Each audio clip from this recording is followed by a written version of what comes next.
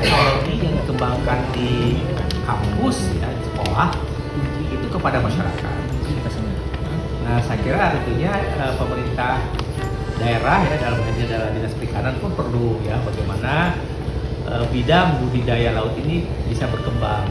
Nah, kami memimpikan bahwa kedepannya nanti tempat ini bisa menjadi semacam stasiun lapangan IPB, ya. Amin. Amin. Ya, jadi nanti beberapa teknologi IPB yang sudah terbukti diuji di laboratorium, di kampus itu kita bisa coba dulu di lapangan. Nah, kalau ternyata bagus, kita sebar ke masyarakat. Nah, kebetulan lokasi itu kan ada di tengah masyarakat.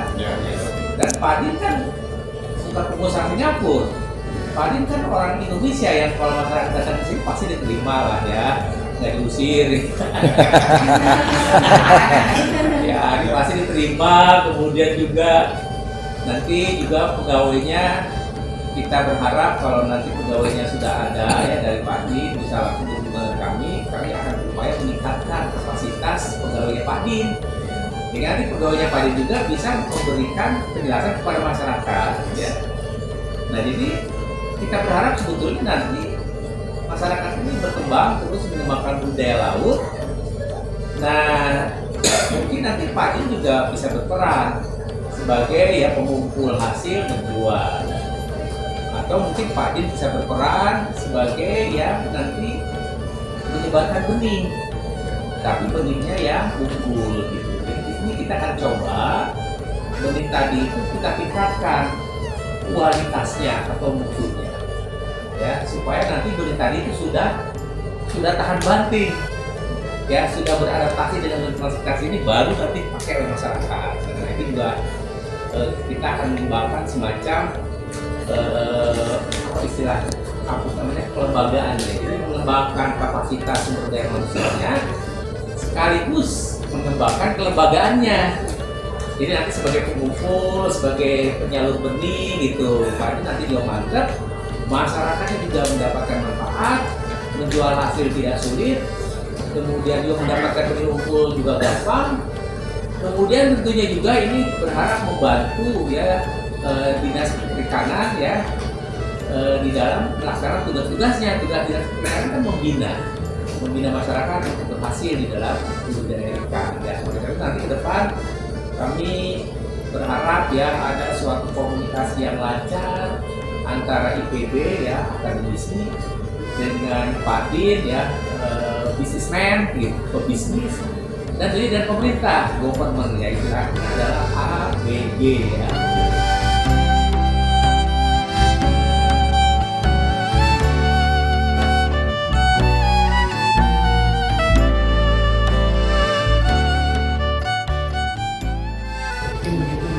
Bisa dilihat.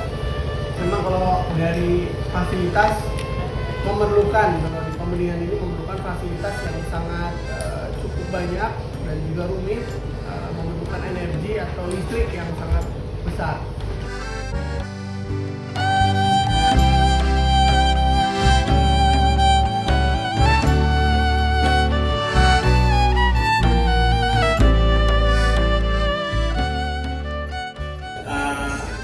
Itu memang perlu campur tangan manusia, diantaranya ya mulai dari wadahnya, kemudian dari faktor lingkungan itu kan dari kualitas airnya.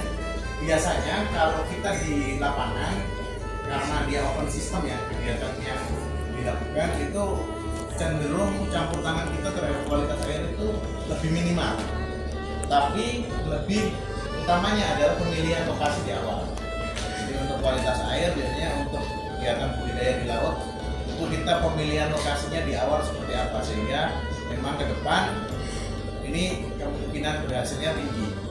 Jadi kita pilih lokasi-lokasi yang memang potensial untuk kegiatan budidaya. Kemudian dari sisi benih dan juga dari sisi pakan ini perlu diperhatikan. Nah dari pemilihan lokasi biasanya yang pas untuk kegiatan budidaya berdasarkan pengalaman dan juga literatur yang ada. Yang pertama adalah perlunya kondisi kualitas air biasanya dari sisi parameter fisik, kimia dan biologi yang itu memang harus kita cek. Kadang kita kan nggak sempat untuk ngecek ya, cuman ya udah kayaknya cocok nih di sini nih, saya punya lahannya di sini gitu. Kita buka di sini. Nah ini sebenarnya mungkin perlu, dan ini kebetulan ada dari dinas ya, ada dari dinas. Nah ini di penyuluh jadinya sudah ada ya Pak untuk alat-alat kualitas air ya.